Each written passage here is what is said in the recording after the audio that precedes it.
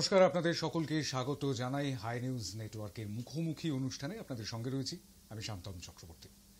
প্রত্যেক সপ্তাহে আমরা কোনো একজন বিশিষ্ট মানুষের সম্মুখীন হই, মুখোমুখি হই, আর মুখোমুখি হয়ে সাম্প্রতিক যে পরিস্থিতি, অর্থাৎ সেটা রাজনৈতিক পরিস্থিতি হতে পারে, সেটা অর্থনৈতিক পরিস্থিতি হতে পারে, আর্থ সামাজিক পরিস্থিতি হতে পারে, শুধুমাত্র সমাজ, আমাদের যে সমাজের মধ্যে আমরা বসবাস করি তা নিয়ে কথাবার্তা হতে পারে। কিন্তু বিষয়টা হচ্ছে এরকমটাই যে এই মুহূর্তে আর্থসামাজিক কিংবা রাজনৈতিক কথাবার্তা বলতে গেলেই উঠে আসছে অবশ্যই লোকসভা নির্বাচনের কথা।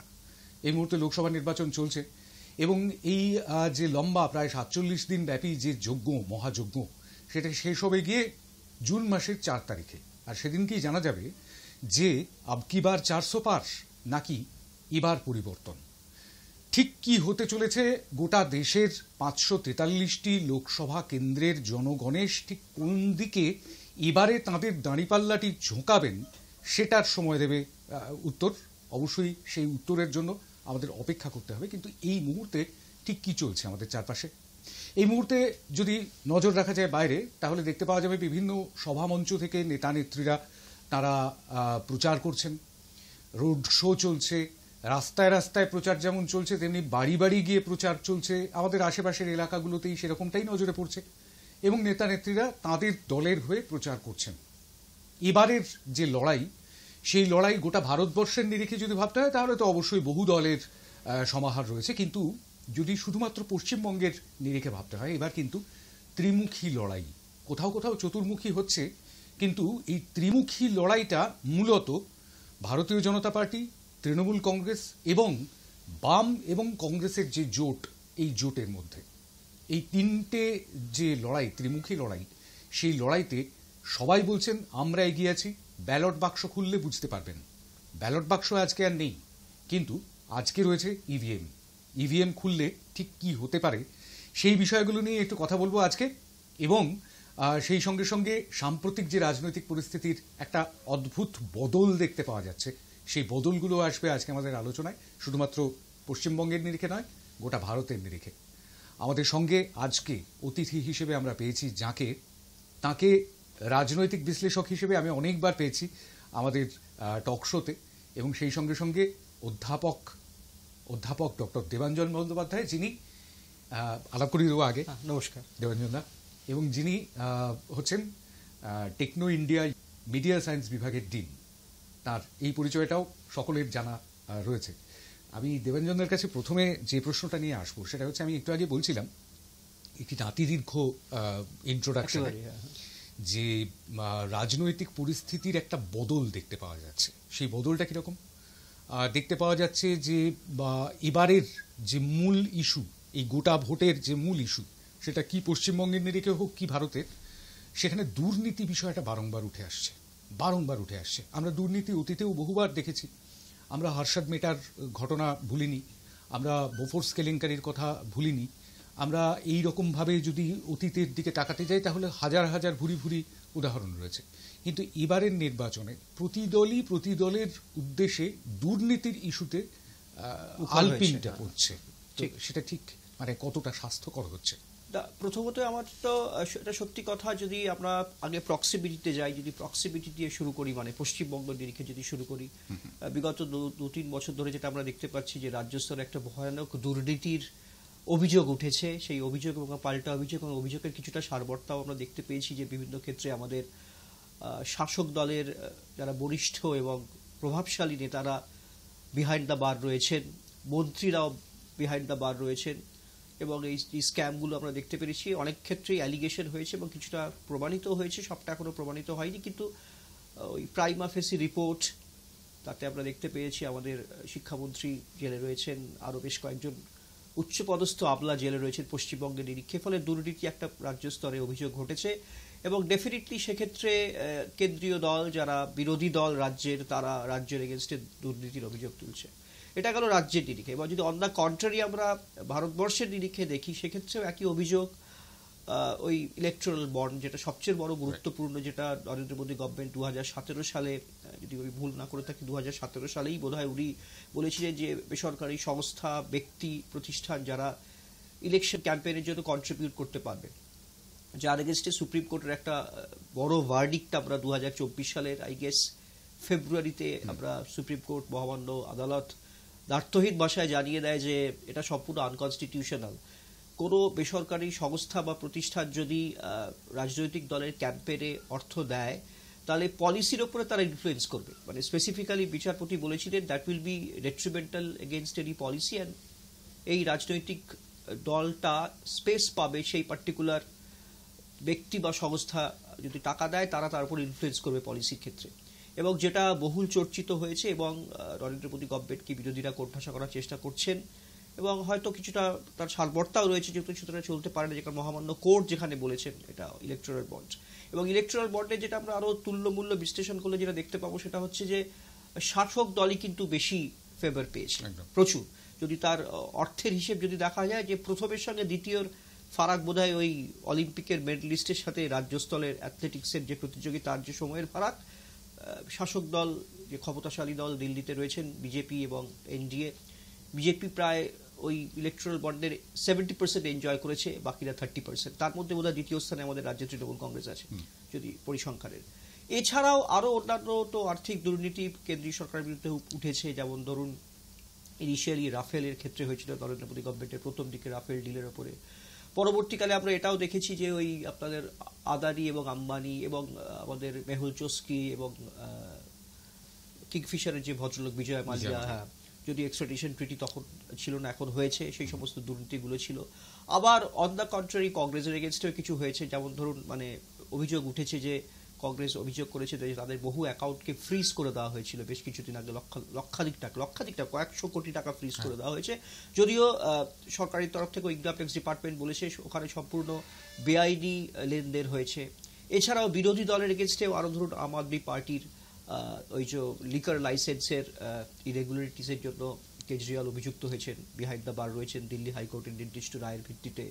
হেমন্ত সোরেন 1 তারিখ অবধি ছাড় পেয়েছেন আপাতত। হেমন্ত সোরেন যেটা আমাদের ঝাড়খণ্ডের মন্ত্রী ল্যান্ড স্ক্যাম, এবং সেটাও এখনো তদন্ত চলছে, কিছু ক্ষেত্রে উনি অভিযুক্ত হয়েছেন বলে উনি জেলে রয়েছেন। ফলে অভিযোগ এবং পাল্টা অভিযোগ কিন্তু চলছেই, মানে আগেও অভিযোগ ছিল বোফোর্সের ক্ষেত্রেও আমরা দেখেছি।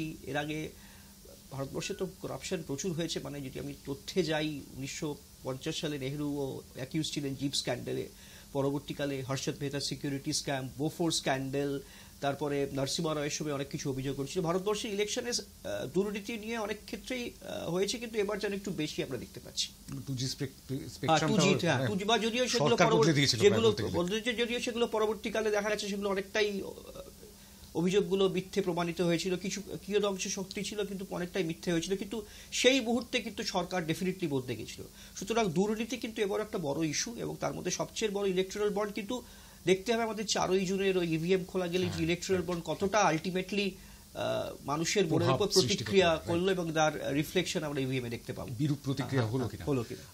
আমি একজনের কথা বলতে পারি, সেটা হচ্ছে যে আমাদের বর্তমান যিনি কেন্দ্রীয় অর্থমন্ত্রী নির্মলা সীতারামন, তিনি অবশ্যই এবারে ভোটে লড়ছেন না, তার কারণ অর্থ নেই তাঁর।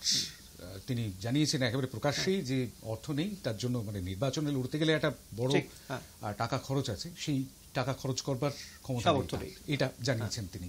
সেই কারণে তিনি এবার ভোটে লড়ছেন না। কিন্তু এখনো পর্যন্ত যতক্ষণ কেন্দ্রীয় মন্ত্রিসভা আছে তিনি অর্থমন্ত্রী। তাঁর স্বামী পরাকালা প্রভাকর, তার কথা একটু বলবো আমি, যেহেতু ইলেকট্রাল বন্ডের বিষয়টা উঠে এলো। উনি বলেছেন যে দেশের সবচাইতে বড় দুর্নীতি হচ্ছে এই, মানে এই যাবৎ কাল পর্যন্ত স্বাধীনতার পর থেকে এটাই সবচাইতে বড় স্ক্যাম, সবচাইতে বড় দুর্নীতি। পরাকালা প্রভাকর কে সেটা তো একটু গুগল করে নিলেই দেখতে পাওয়া যাবে। তিনি বিখ্যাত একজন পলিটিক্যাল ইকোনমিস্ট বলা যেতে পারে ভারতের। তিনি আরও একটা কথা উল্লেখ করেছেন তার বক্তব্যে, সেটা হচ্ছে যে 5 বছর যদি আবার এই সরকারকে ফিরিয়ে আনা যায় তাহলে একটা মণিপুর নয়, প্রতিটা রাজ্য মণিপুর হবে। মণিপুর একটা বড় ইস্যু এবারে, এবং সেই সঙ্গে সঙ্গে সন্দেশখালীও একটা বড় ইস্যু এবারে। কিন্তু সন্দেশখালীকে রাজস্থানে নিয়ে যাওয়া যাচ্ছে না।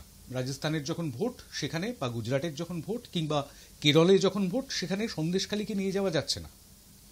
যখন পশ্চিমবঙ্গে ভোট তখন সন্দেশখালী একটা বড় ইস্যু হচ্ছে। কিন্তু মণিপুর তো সারা ভারতবর্ষের নিরিখে একটা বড় ইস্যু হয়ে গিয়েছে।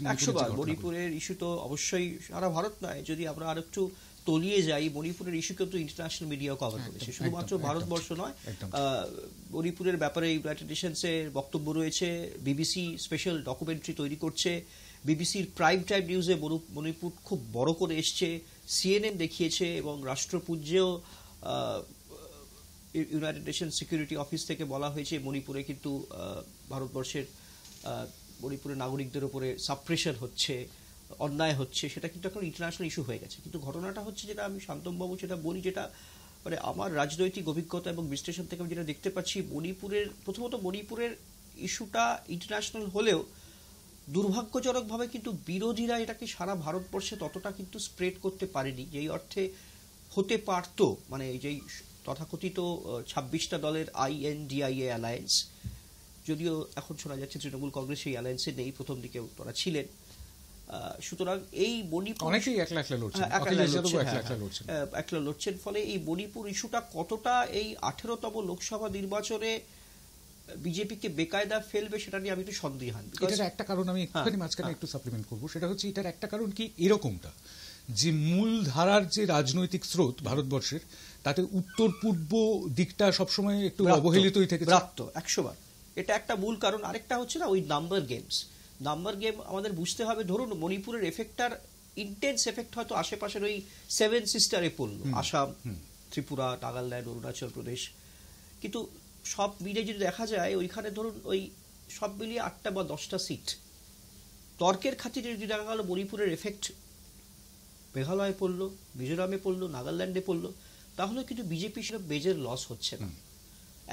আর ন্যাশনাল মিডিয়া ডেফিনেটলি মণিপুরকে কভার করেছে, কিন্তু আবার বলছি ভারতবর্ষের বিভিন্ন ক্ষেত্রে কিন্তু দুর্ভাগ্যবশতভাবে আমরা দেখেছি যে একটু পেছনে ফিরতে হবে, যে একসময় ওই 1970 সালের প্রথম দিকে না অল ইন্ডিয়া রেডিওকে বলা হতো অল ইন্দিরা রেডিও, ঠিক আছে? পরবর্তীকালে ভারতবর্ষের সংবাদ মাধ্যম যারাই ক্ষমতা এসছেন তারাই সেটাকে কন্ট্রোল করেছেন। সরকারি প্রচার মাধ্যম তো বটেই, দূরদর্শন এবং AIR।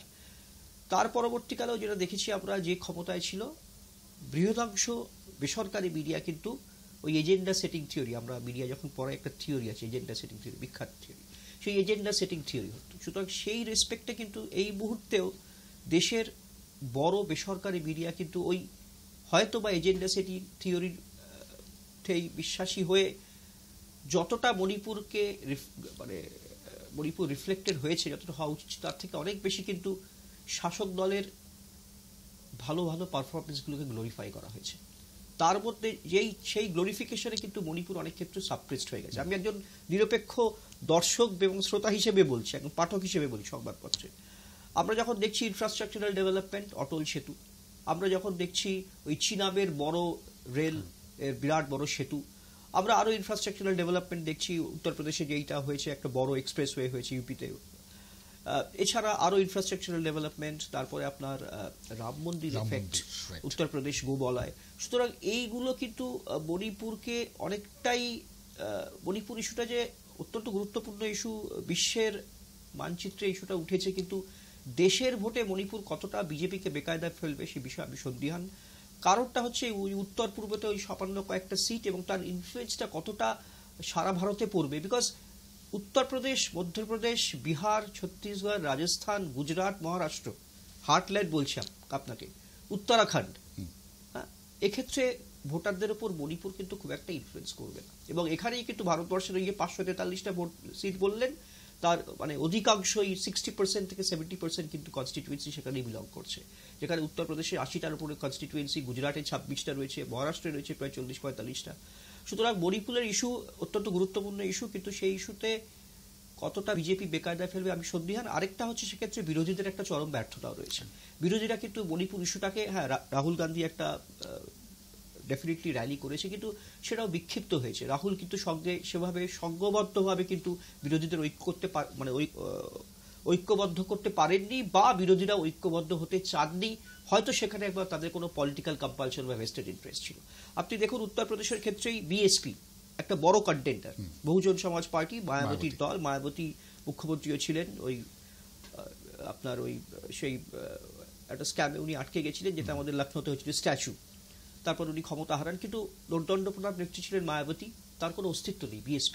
এবং BSP শোনা যাচ্ছে একটা আন্ডার অ্যালায়েন্স হয়েছে শাসক দল বিজেপির সাথে, বিজেপির অস্তিত্ব নেই, বিএসপির অস্তিত্ব নেই। আপনি দেখুন AIADMK সিং করে গেছে, রিজিনাল পার্টি লালু প্রসাদ যাদব যখন ছিলেন RJD সিং করে গেছে, মুলায়ম সিং যাদবের সময় যে সমাজবাদী পার্টি আর এখন অখিলেশ সিং যাদবের সময় Samajwadi party, hell and heaven পার্থক্য। সুতরাং এই বিরোধীদের ঐক্যবদ্ধ যতদিন না হতে পারবে ততদিন কিন্তু বিজেপির পক্ষে কেকওয়াক হচ্ছে। এটা অত্যন্ত স্বাস্থ্যকর নয়। গণতন্ত্রের পক্ষে একটা শক্তিশালী বিরোধী হলে কিন্তু শাসকের কাছেও একটা ওই পেছনে আমার বিরোধীরা রয়েছে, যে কোনো মুহূর্তে আমি টলে যেতে পারি, এই অবস্থাতে কিন্তু যে কোনো শাসক দলও একটু ভেবেচিন্তে কাজ করে। কিন্তু দুর্ভাগ্যজনকভাবে রাজ্যেও যেটা আমরা দেখতে পাচ্ছি, কেন্দ্রে তারই রিফ্লেকশন, শেষ সংযোজন করি বামপন্থীরা। যে এই বামপন্থীরা একসময় দেশে একটা অপোজিশন ছিল, মানে বামপন্থীদের অপোজিশনটা একটা বিখ্যাত অপোজিশন, ন্যাশনাল রেসপেক্টে, যেটা পশ্চিমবঙ্গের ক্ষেত্রে তৃণমূল কংগ্রেস, তার আস্তে আস্তে বিলীন হয়ে গেছেন। তাদের ভোট মানে ভোটের রক্তক্ষরণ হতে হতে 1% 2% গিয়ে দাঁড়িয়েছে। যদি স্ট্যাটিস্টিক্স দেখেন, গত বছর বোধহয় কমিউনিস্ট পার্টি অফ ইন্ডিয়া সারা ভারতবর্ষে 3টে সিট পায় 2019-এ, আর সিপিআই বোধহয় একটা বা দুটো। সিপিআই পার্সেন্টেজ অফ ভোট 0.58%, আর কমিউনিস্ট পার্টি অফ মার্কসিস্টে 2.58, এবং পশ্চিমবঙ্গে। সুতরাং এই বিরোধীরা ডিসইন্টিগ্রেটেড হওয়ার জন্য কিন্তু এটা কিন্তু একটা গণতন্ত্রের পক্ষে বিপজ্জনক একটা প্রবণতা, বাট এটা হচ্ছে। এবং মণিপুর ফ্যাক্টরটা আদৌ খুব একটা কিছু প্রভাব ফেলতে পারবে না বিজেপির এগেনস্টে, এটা আমার ব্যক্তিগত অভিমত।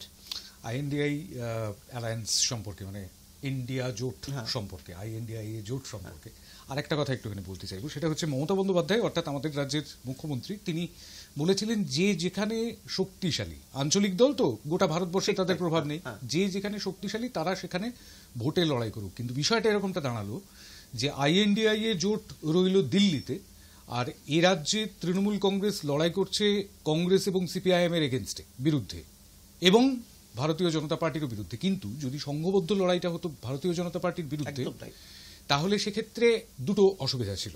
একটা অসুবিধা হচ্ছে সমর্থকদের বোঝানো কঠিন হতো, কারণ তৃণমূল সমর্থক যারা, তারা কখনোই কোনো CPIM প্রার্থীকে গিয়ে ভোট দেবেন না, কিংবা কংগ্রেস প্রার্থীকে ভোট দেবেন না। আবার ঠিক উল্টোটাও একই রকমভাবে সত্যি। এটা একদিক দিয়ে সমস্যার। আর দ্বিতীয় সমস্যা যেটা, সেটা হচ্ছে যে প্রত্যেকটা আঞ্চলিক দলই চাইবে, কংগ্রেস অবশ্যই আঞ্চলিক দল নয়, কিন্তু প্রত্যেকটা আঞ্চলিক দল চাইবে নিজেদের ভাগের যতগুলো বেশি সংখ্যক আসন থাকুক, তাহলে আমি মহাজোটে গিয়ে কণ্ঠস্বরটা আরো বেশি বের করতে পারবো। এই যে ব্যাপারটা, এই ব্যাপারটাই কি সমস্যা সৃষ্টি করবে, এবং সেখানে ক্লিন সুইপ পাওয়ার সম্ভাবনা 100বার না। 2-3টে ফ্যাক্টর আছে। প্রথম ফ্যাক্টর হচ্ছে, দেখুন আমাদের বুঝতে হবে বিজেপির যেটা অ্যাডভান্টেজের জায়গা, প্রথমে যেটা বললাম আমি অ্যানালিসিস করে, যে বিরোধীরা ঐক্যবদ্ধ নয়, তার অনেক একটা কারণ আপনি বললেন। দ্বিতীয় কারণ হচ্ছে, দেখুন ডায়নেস্টি, যদি আমি ডায়নেস্টি বলতে চাই, মানে আমি একটু অন্যভাবে দেখি, যদি ডায়নেস্টি পলিটিক্স যদি ভারতবর্ষে বলা হয়, তাহলে কিন্তু কংগ্রেস সেই অভিযোগে অভিযুক্ত। ঠিক একইভাবে কিন্তু তৃণমূল, মানে যদি আমরা দেখতে চাচ্ছি, হয়তো মমতা বন্দ্যোপাধ্যায়, মাননীয় মুখ্যমন্ত্রী মমতা বন্দ্যোপাধ্যায়, তারপরে অভিষেক বন্দ্যোপাধ্যায়, বা তারপরে কেউ, ওই সেই ডায়নেস্টি। সুতরাং ঠিক যদি সাটল পলিটিক্যাল অ্যানালিসিস করি, তাহলে কিন্তু আমাদের দেখতে হবে যে একদা একসময় কিন্তু মমতা বন্দ্যোপাধ্যায়ের সাথে বিজেপির অ্যালায়েন্স ছিল। মমতা বন্দ্যোপাধ্যায় কংগ্রেস থেকে বেরিয়ে কংগ্রেসকে টুকরো করে নিজে একটা দল করেছে, এবং কংগ্রেসকে একেবারে ভেঙে দিয়েছেন পশ্চিমবঙ্গে। এখন কংগ্রেসের অস্তিত্ব সেই অর্থে নেই। এটা একটা। সুতরাং মমতা বন্দ্যোপাধ্যায় কিন্তু কখনোই চাইবেন না যে কংগ্রেস এখানে আপার হ্যান্ড নেবে। কংগ্রেস যদি আপার হ্যান্ড নেয়, সেক্ষেত্রে কিন্তু মমতা বন্দ্যোপাধ্যায়ের রাজনৈতিক ভবিষ্যৎ তৃণমূল কংগ্রেসের পক্ষে একটু অনিশ্চয় হয়ে যাবে। এখানে আমি একটু উল্লেখ করতে চাইবো, 1998-তে তৃণমূল কংগ্রেস তৈরি হয়েছে, রাইট। তার এতগুলো বছর পর, অর্থাৎ 2011 সালে আবার সেই কংগ্রেসের সঙ্গেই গাঁটছড়া বেঁধে কিন্তু তিনি, মানে মমতা বন্দ্যোপাধ্যায় এবং তার দল তৃণমূল কংগ্রেস ক্ষমতায় এসেছিল পশ্চিমবঙ্গের। সেক্ষেত্রে গাঁটছড়া বাঁধার ক্ষেত্রে কোনো অসুবিধা হয়নি। কিন্তু তারপরে আরও অনেকগুলো বছর, 13টা বছর কেটে গেছে, এখন সম্পর্কটা এমনটাই তলানিতে ঠেকেছে যে গাঁটছড়া বাঁধার ক্ষেত্রে সমস্যা হতে পারে। কিন্তু সেটা রাজ্য প্রদেশ কংগ্রেসের সঙ্গে, অধীর চৌধুরীর সঙ্গে মুখ দেখা দেখি বন্ধ থাকলেও সোনিয়া গান্ধী, রাহুল গান্ধীর সঙ্গে কিন্তু মমতা বন্দ্যোপাধ্যায়ের সম্পর্ক বেশ ভালো। কিন্তু আলটিমেটলি দেখুন বাস্তবের ব্যাপারটা কি দাঁড়ালো। আজকের অপোজিশন ভোটটা, আপনি যেটা বললেন, আপনার যুক্তিটা অত্যন্ত ঠিক যুক্তি, যে আজকের একজন তৃণমূল ভোটারকে আপনি কি করে বোঝাবেন যে তুমি আমাদের ক্যান্ডিডেট দিচ্ছি না, এখানে কংগ্রেস দাঁড়াবে। ধরুন অধীর চৌধুরী দাঁড়াচ্ছেন বহরমপুরে, একটা হাইপোথেটিক্যাল ইন্ডিয়া অ্যালায়েন্স হয়েছে, যেখানে তৃণমূল কংগ্রেসও এই অ্যালায়েন্সের একটা বড় অংশীদার, এবং সেক্ষেত্রে তৃণমূল কংগ্রেস প্রার্থী দেয়নি বহরমপুরে। কিন্তু যেই কমিটেড ভোটার টিএমসির বহরমপুর লোকসভা কনস্টিটিউয়েন্সি, তাকে বোঝানো ডিফিকাল্ট যেখানে আপনি অধীর চৌধুরীকে ভোট দিতে হবে, because they are arch rivals. Exactly CPM এর ক্ষেত্রেও তাই। আরেকটা সমস্যা যেটা হচ্ছে বিজেপির কয়েকটা পজিটিভ দিক এখানে আমরা দেখতে পাচ্ছি, যেটা হচ্ছে যে অ্যাটলিস্ট সারা পশ্চিমবঙ্গের লোকের কাছে যেটা মেসেজ যাচ্ছে, অ্যাটলিস্ট এরা একেবারেই ফ্র্যাগমেন্টেড। একই সাথে তৃণমূল কংগ্রেস অ্যালায়েন্সে যাচ্ছে না, আবার তৃণমূল কংগ্রেসকে গালাগালি দিচ্ছে, আবার তৃণমূল কংগ্রেস কখনো কখনো পার্সিয়াল অ্যালায়েন্সের কথা বলছে বিজেপির এগেনস্টে। সুতরাং যে ভোটার সে কিন্তু পুরোপুরি কনফিউজড। সুতরাং সে ভাবছে একটা স্টেবল গভর্নমেন্ট, অ্যাটলিস্ট কেন্দ্রে নরেন্দ্র মোদী সরকার যদি থাকে একটা 5 বছরের স্টেবল গভর্নমেন্ট থাকতে পারবে। রাম মন্দির, এই যে ধর্মের ইস্যু, ভারতবর্ষে তো আপনারা দেখিয়ে এসছে, মানে বছরের পর বছর ধরে ধর্ম জাতপাতের ভোট হয়ে এসছে। সুতরাং ধর্ম ফ্যাক্টর একটা বড় ফ্যাক্টর। যে কোনো কারণে পশ্চিমবঙ্গের নিরিখে কিন্তু মানুষের মধ্যে একটা সামান্য হলেও কিন্তু একটা ধারণা হয়েছে সংখ্যাগুরু সম্প্রদায়ের মধ্যে যে এখানে কিন্তু অ্যাপিসমেন্ট পলিটিক্স হচ্ছে, এবং এই অ্যাপিসমেন্ট পলিটিক্সটা যদি হতে থাকে বেশি দিন থেকে, আমরা একটা রিসেন্টলি একটা রিপোর্টসও পেয়েছি যে এই রিপোর্টসটা একটু অন্যরকমভাবে, যে ডেমোগ্রাফিক্যাল চেঞ্জ হচ্ছে ভারতবর্ষে, সংখ্যাগুরু সংখ্যায় 7% ডিক্লাইন করেছে, যারা সংখ্যা লঘু তারা 40% তাদের বৃদ্ধি হয়েছে। সুতরাং এই যে অ্যাপিসমেন্ট ফ্যাক্টরটা মানুষের সাইকোলজিক্যালি কাজ করছে, এই অ্যাপিসমেন্ট ফ্যাক্টরটা যদি যেই কাজ করবে, ওই যে সংখ্যাগুরু ভোটটা কিন্তু পোলারাইজড হতে শুরু করছে একটা রাজনৈতিক দলের পক্ষে। সুতরাং সংখ্যাগুরু polarisation, stable government, Narendra Modi government কিছুটা ওই সাম্প্রতিক ওই শেয়ার মার্কেটে ওই শেয়ারের ডিভিডেন্ড দেয়, সেই ডিভিডেন্ড দিয়েছে ভোটের আগে, ধরুন ওই পেট্রোলের দাম কমিয়ে দেওয়া, ডিজেলের দাম কমিয়ে দেওয়া, গ্যাসের দাম কিছুটা কমিয়ে দেওয়া। তারপর এগুলোতে মানুষ এখন অভ্যস্ত হয়ে গেছে, জানে যে ভোটের আগে পাওয়া যাবে। যাই হোক, একটু হয়তো প্রান্তিক মানুষের কাছে কিছুটা এফেক্ট হতেই পারে। আচ্ছা, তাছাড়া এই যে বৈদেশিক নীতি, ফরেন কান্ট্রির সাথে গ্লোরিফাই হচ্ছে, ভারতবর্ষ এখন অনেক ভালো জায়গায় চলে গেছে, যেটা আমরা মিডিয়াতে দেখতে পাচ্ছি সারাক্ষণ। আমাদের তো মিডিয়া কনজামশন বেড়ে গেছে এই ডিজিটাল প্ল্যাটফর্মের জন্য, সারাক্ষণ আমরা মোবাইল দেখছি। আর আরেকটা তো আমরা জানি যে ওই হোয়াটসঅ্যাপ ইউনিভার্সিটি, ডিসইনফরমেশন, মিসইনফরমেশন। সুতরাং একটা মিথ্যেকেও যদি 100 বার বলা যায় সেটা সত্যি হয়ে যায়। হয়তো এরা বিজেপির ক্ষেত্রে সবটা হয়তো মিথ্যে নয়, অনেকটাই ওনারা করেছে, হ্যাঁ, কিন্তু মুশকিলটা হচ্ছে কি যে আজকের ভারতীয় জনতা পার্টি যে অপ্রতিরোধ্য গতি, সেই গতিটার জন্য কিন্তু সম্পূর্ণ অনেকটাই দায়ী বিরোধীরা। কারণ এই বিরোধীরা যদি সংঘবদ্ধ হতেন এবং কনস্ট্রাকটিভলি ভেবে, ধরুন ম্যানিফেস্টোর ক্ষেত্রে আমি যদি ম্যানিফেস্টো তুল্যমূল্যে বিশ্লেষণ করে দেখবেন ম্যানিফেস্টোর মধ্যে কন্ট্রাডিকশন রয়েছে, কংগ্রেসের ম্যানিফেস্টো এবং আমাদের তৃণমূল কংগ্রেসের ম্যানিফেস্টোতে। সুতরাং এই মুহূর্তে পশ্চিমবঙ্গে একজন বিরোধী ভোটার যে তৃণমূলকে ভোট দেবেন না, সে কিন্তু কংগ্রেস এবং বামপন্থীদের খুঁজবেন না, বেশি আগে খুঁজবেন বিজেপিকে আশ্রয়, বিকজ তিনি দেখতে পাচ্ছেন যে এদের ভোট দিয়ে কোনো লাভ নেই। আরেকটা ভোটের মানে ওই পশ্চিমবঙ্গ না সারা ভারতবর্ষের ভোটের অদ্ভুত ট্রেন্ড দেখবেন, বিধানসভার নিরিখ আর লোকসভার ভোটটা কিন্তু একরকম হয় না, একটা mindset of the voter is different. ধরুন পশ্চিমবঙ্গে যদি ভোট হয়, আপনাকে একটা দুটো কনস্টিটিউয়েন্সি দেখলেই বলে দিতে পারবো। ধরুন টেক ফর এক্সাম্পল বালুরঘাটে গতবার সুকান্ত মজুমদার জিতেছেন কান ঘেঁষে, বালুরঘাটে এবারও কিন্তু খুব তুল্যমূল্য লড়াই হতে চলেছে, যে কেউ জিততে পারে, হ্যাঁ, নরবরে সিট। সুতরাং বালুরঘাটে যদি আপনি অ্যাসেম্বলি সেগমেন্টে দেখেন, যেটা আমাদের 2019-এর ভোট হলো, আর আমাদের বিধানসভাটা কবে হলো জানো? 2021। তাহলে 2019-এ সুকান্ত মজুমদার লোকসভাটায় জেতেন, কিন্তু 2021-এ প্রায় 4টে অ্যাসেম্বলি কনস্টিটিউয়েন্সি সুকান্ত মজুমদার হেরেছেন, ট্রেল করেছেন, 4টে বিধায়ক টিএমসি পেয়েছেন। মালদা উত্তর দেখুন, একই ক্ষেত্র, একই রকম ব্যাপার, আরামবাগের ক্ষেত্রে। সুতরাং বিধানসভার ভোট আর লোকসভার ভোটের প্যাটার্নটা আলাদা। যেই ভোটার বিধানসভায় হয়তো টিএমসিকে ভোট দিয়েছেন, সেই ভোটারই যদি র্যাশনাল ভোটার হয়, হয়তো সে এরমভাবে ভাববেন যে টিএমসির তো কেন্দ্রে কোনো ভূমিকাই নেই, মমতা বন্দ্যোপাধ্যায় কেন্দ্রেতে যেতে পারবেন না, তার থেকে আমি একটা স্টেবল গভর্নমেন্ট। তার সাথে যেটা বিজেপির পক্ষে প্লাস পয়েন্ট হচ্ছে, সেটা হচ্ছে আপনার যে হিন্দু ভোটস পোলারাইজেশন, আমি সংখ্যা মেনশন করেই বলছি, রাম মন্দির ফ্যাক্টর, স্টেবিলিটি, একজন প্রাইম মিনিস্টার থাকছেন, এরা ফ্র্যাগমেন্টেড, এদের মধ্যে কোনো বিল নেই, বিকজ অতীতের তিক্ততা দু একটা আমরা দেখেছি, কোয়ালিশন গভর্নমেন্ট কিন্তু অনেক ক্ষেত্রে ফেল করেছে, যদিও সাকসেসও হয়েছে, আমরা সাকসেসফুল কোয়ালিশন গভর্নমেন্টও দেখেছি, কিন্তু এইগুলো কিন্তু অপোজিশনদের একটা ড্রব্যাক। এটা আমার পার্সোনাল অ্যানালিসিস। একদম, আমি ঠিক সেই জায়গা থেকে একটুখানি জানতে চাইবো, এটাও একটা পার্সোনাল অ্যানালিসিসই চাইছি। সেটা হচ্ছে যে ধরুন নরেন্দ্র মোদী নন, তাহলে কি আমাদের 2014 সালের আগে পর্যন্ত এরকমটা, মানে মূলত দল ভিত্তিক যে নির্বাচন, সেই নির্বাচন, কিন্তু 2014-তে প্রথম দেখা গেল যে 3বারের মুখ্যমন্ত্রী গুজরাট থেকে এসে তিনি প্রধানমন্ত্রী পদপ্রার্থী হচ্ছেন, তার মুখটাকে ব্যবহার, আর এখন তো এটা বলাই হয় মোদী হয়তো মুমকিন হয়। সুতরাং নরেন্দ্র মোদী হচ্ছেন মুখ ভারতীয় জনতা পার্টির।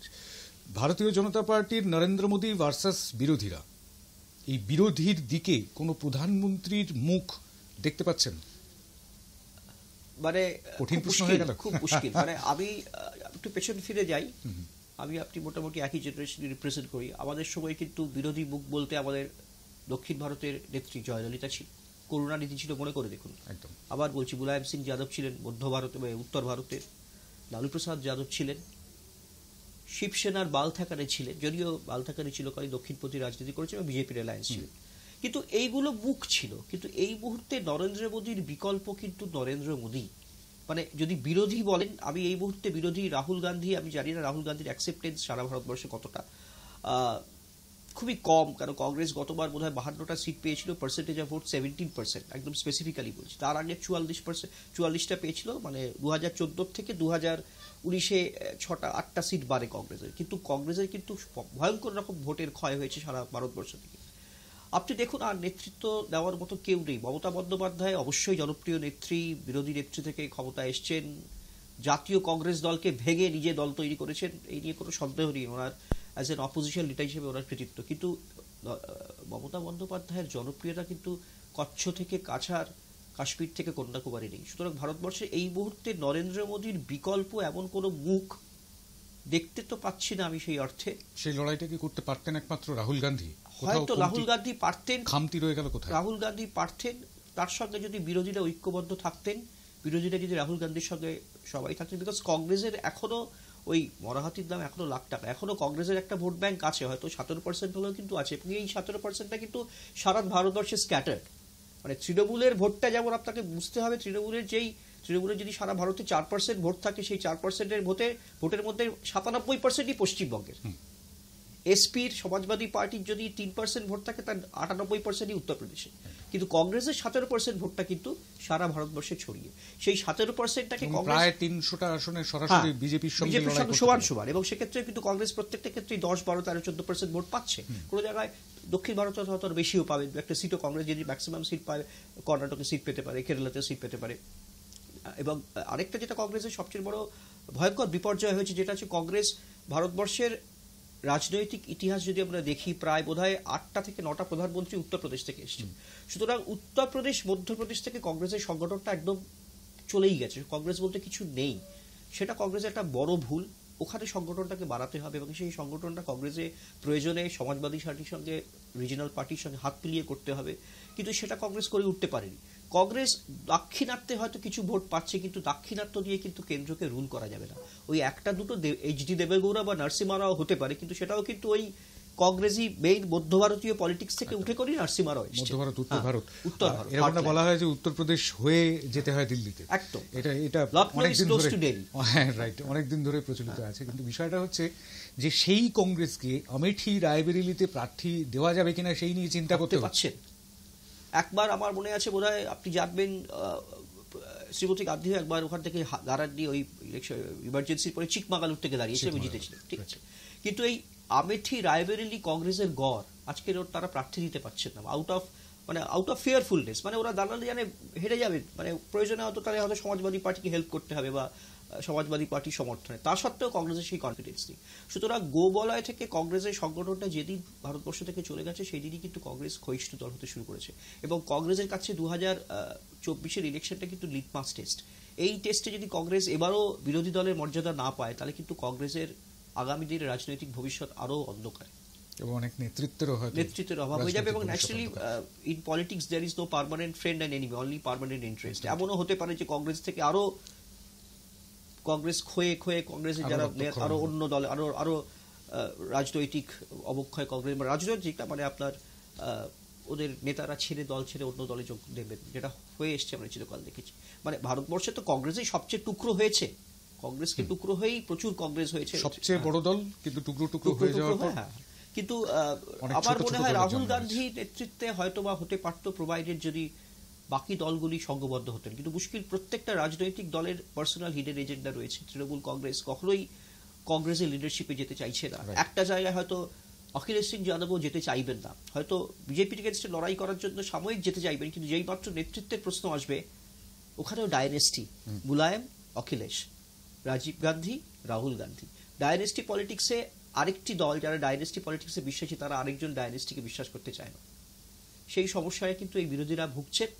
আর যেটা পশ্চিমবঙ্গের ক্ষেত্রে যেটা আমরা একসময় বামপন্থীদের দেখেছি, একমাত্র বামপন্থীরা যদি সংঘবদ্ধ হতে পারতেন বা বামপন্থী যদি ভোট ব্যাংক তাদের ধরে রাখতে পারতেন, তাদের বেশ কিছু হয়তো পলিসিগত ভুলের জন্য আজকে তারা হারিয়ে যেতে পড়েছেন, তারা কিন্তু একটা বড় শক্তি যদি থাকতেন, তাহলে কিন্তু আজকের যেটা এখানে আমাদের রাজ্য স্তরে মুর্শিদাবাদ বা বেশ কয়েকটা সিটে কংগ্রেস এবং সিপিএম এর একটা লোকাল স্তরে রাজ্য স্তরের অ্যালায়েন্স হয়েছে, এই অ্যালায়েন্সটাকেও যদি বামপন্থীদের সাথে কংগ্রেস একটা ন্যাশনাল লেভেলে নিয়ে যেতে পারতেন, তাহলে কিন্তু একটা অপোজিশনের জায়গা ছিল।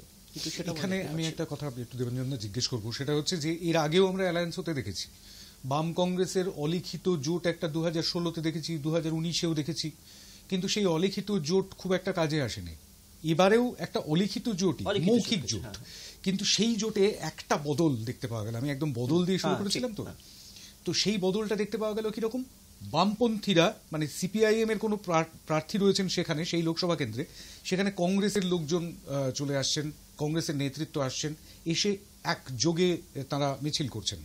আমরা প্রথম সেটা দেখতে পেলাম প্রদীপ ভট্টাচার্যের সমর্থনে কলকাতা উত্তরে, সেখানেও বামপন্থীরা চলে, সুদীপ বন্দ্যোপাধ্যায়ের কনস্টিটিউয়েন্সি একদম। এবং সেই ঠিক সেই জায়গাটাতে এবারে কি একটু ছবিটা বদলাতে পারে?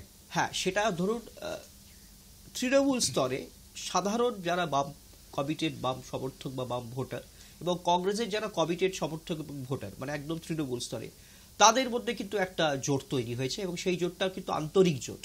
সেই আন্তরিক জোটটা কিন্তু তারা আপ্রাণ চেষ্টা করছে, because common enemy is TMC এবং বিজেপি। দেখুন, পশ্চিমবঙ্গের ক্ষেত্রে বামপন্থীদের সরিয়ে টিএমসি ক্ষমতা এসছে এবং দিল্লিতেও কংগ্রেস এবং বিজেপির মধ্যে লড়াই। সুতরাং ওই এনিমিজ আওয়ার ফ্রেন্ড ব্যাপারটা সেই তথ্যে বিশ্বাসী হয়ে কিন্তু ডেফিনেটলি বিজেপির এগেনস্টে লড়াইয়ের ক্ষেত্রে এবং টিএমসির এগেনস্টে লড়াইয়ের ক্ষেত্রে কিন্তু তৃণমূল স্তরের বামপন্থী ভোটার এবং কংগ্রেসি ভোটাররা এবং সমর্থকরা একত্রিত হয়েছেন। কিন্তু যেটা মুশকিলের জায়গা হলো যে ইতিমধ্যেই যে কমন মাস সেই মাসের মধ্যে কিন্তু বামপন্থীরা ভোট হারিয়েছেন এবং কংগ্রেসিরাও ভোট হারিয়েছেন। প্রদীপ ভট্টাচার্যের ওই মিছিলে হয়তো আপনি 10,000 মানুষকে দেখতে পেয়েছেন, তার মধ্যে 5,000 বামপন্থী এবং 5,000 কংগ্রেসি। কিন্তু লোকসভায় তো 12 লক্ষ ভোটার, 70% যদি ভোট পড়ে, আপনি হিসেব করে দেখুন 8.5 লক্ষ ভোট পড়বে। সেই 8.5 লক্ষর মধ্যে কিন্তু যদি গতবারের ভোটের পার্সেন্টেজে ডিফারেন্স দেখেন, যে 18টা সিটে বিজেপি জিতেছে, বিজেপি হয়তো 42% ভোট পেয়েছে, টিএমসি পেয়েছে 40% বা ভাইসে ভার্সা। মানে গতবার বিজেপি বোধহয় 40% পেয়েছিল ওভারঅল, আর টিএমসি পেয়েছিল 43%।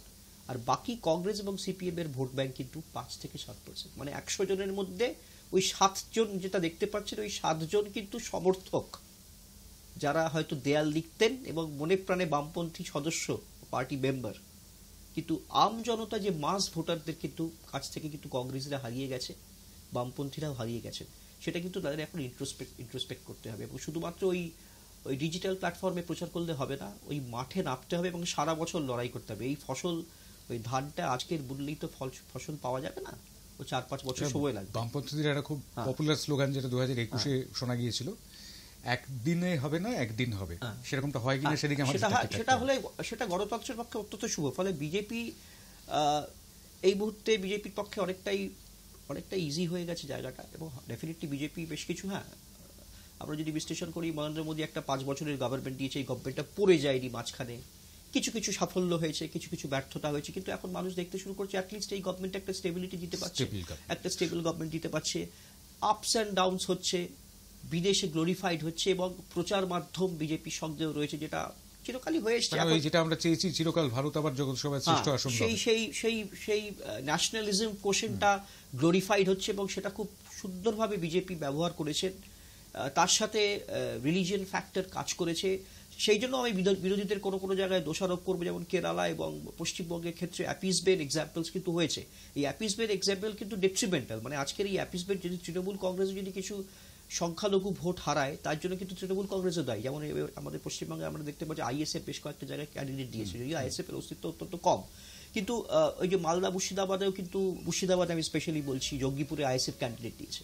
এবার এই আইএসএফ যদি ভোট কাটে, এই ভোটটা কিন্তু টিএমসির কাটে এবং এটা কিন্তু আবার বামপন্থীদের বা কংগ্রেসের সুবিধা হয়ে যায়। সুতরাং এই যে পারমুটেশন কম্বিনেশনটা হচ্ছে এবং মুশকিলটা হচ্ছে যে বিরোধীদের ঐক্যবদ্ধ হতে হবে এবং সেই ঐক্যবদ্ধটা শুধু ওই দলের কর্মীদের মধ্যেই নয়, এই ঐক্যবদ্ধ ব্যাপারটা মানুষের মধ্যেও ছড়াতে হবে যে আমরা শুধু ভোটের সময় ঐক্যবদ্ধ নই, ভোটের পরেও একটা দল সরকার তৈরি করতে পারবো এবং সেই সরকার স্টেবল থাকবে, তবেই মানুষের মধ্যে বিশ্বাসযোগ্যতা হবে। আদারওয়াইজ কিন্তু 2024-এর ইলেকশনে আমি স্ট্রেট দেখতে পাচ্ছি বিজেপি জিতছেন, এলডি জিতছেন। হ্যাঁ, আপনি যেটা দিয়ে শুরু করলেন 400 পার, সেটা আমি একেবারেই দেখতে পাচ্ছি না। বরং আমার মনে হয় যেটা 2014-তে বিজেপি 282টি সিট পেয়েছিল এককভাবে, আর এনডিএ বোধহয় 303টি সিট পেয়েছিল, আর 2019-এ যেটা বিজেপি একা পেয়েছিল 303 আর এনডিএ পেয়েছিল 353। আবার মনে হয় 2014-র রেজাল্টটার পুনরাবৃত্তি হতে চলেছে, মানে 300, হ্যাঁ, less than 300 BJP, but definitely absolute majority 272, তার বেশি ওরা ডেফিনেটলি পাবে, 285 থেকে 90, আর এনডিএ 310-15, এটা আমার প্রেডিকশন। বেশ। আর পশ্চিমবঙ্গের নিরিখে? পশ্চিমবঙ্গের নিরিখে গতবারে বিজেপি 18টি সিট পেয়েছিল এবং তৃণমূল কংগ্রেস 22টি। ক্লাস বাউন্ডারিতে বলি, স্ট্যাটিস্টিক্সের হিসেবে, ওই সেফোলজিতে স্ট্যাটিস্টিক্সে হয় স্যাম্পল সাইজে। তা আমার বক্তব্য এবার বিজেপি ওই ক্লাস বাউন্ডারিটা হবে 16 to 20, 16 থেকে 20, আর টিএমসির পক্ষে হবে ওটা 18 থেকে 22। বামপন্থীরা এবার খাতা খুলতে পারে, স্পেশালি মুর্শিদাবাদ সিটটাতে একটা বামপন্থীদের একটা সম্ভাবনা যথেষ্ট তৈরি হয়েছে। শ্রীরামপুরটাতেও একটা খুব ক্লোজ ফিনিশ হবে, এক্ষুনি বলতে পারছি না, কিন্তু ওটা ক্লিফ হ্যাঙ্গার। যাদবপুরকে অতটা, বরং শ্রীরামপুরে কিন্তু দীপশিতা ধরের একটা সম্ভাবনা আমি দেখতে পাচ্ছি ভোট কাটাকাটিতে, বিকজ টিএমসি যদি তার ভোট ব্যাংক ধরে রাখতে না পারে এবং পোলারাইজড হিন্দু ভোট, ওখানে একটা ইন্টারেস্টিংলি শ্রীরামপুরে 7টি বিধানসভার মধ্যে রিষড়া, উত্তরপাড়া, বালিটা হাওড়ার মধ্যে পড়ছে, রিষড়া, উত্তরপাড়া, কোন্নগর, যেটা ইন্ডাস্ট্রিয়াল বেল্ট, যেখানে হিন্দি ভাষাভাষী হিন্দু রয়েছে, যেখানে একটা বিজেপির ভোট ব্যাংক আছে। শ্রীরামপুরে কিন্তু বিজেপি গতবার একটা ভালো পার্সেন্টেজ ভোট পেয়েছিল, দেবজিৎ সরকার সামান্য ভোটেই হেরেছিল কল্যাণবাবুর কাছে। সুতরাং ওইটা কিন্তু বিজেপির একটা বড় ভোট ব্যাংক। টিএমসির যেটা বড় ভোট ব্যাংক হচ্ছে সেটা হচ্ছে সংখ্যালঘু এলাকা চাপদানি, যেখান থেকে হিউজ লিড কল্যাণবাবু পান গতবার।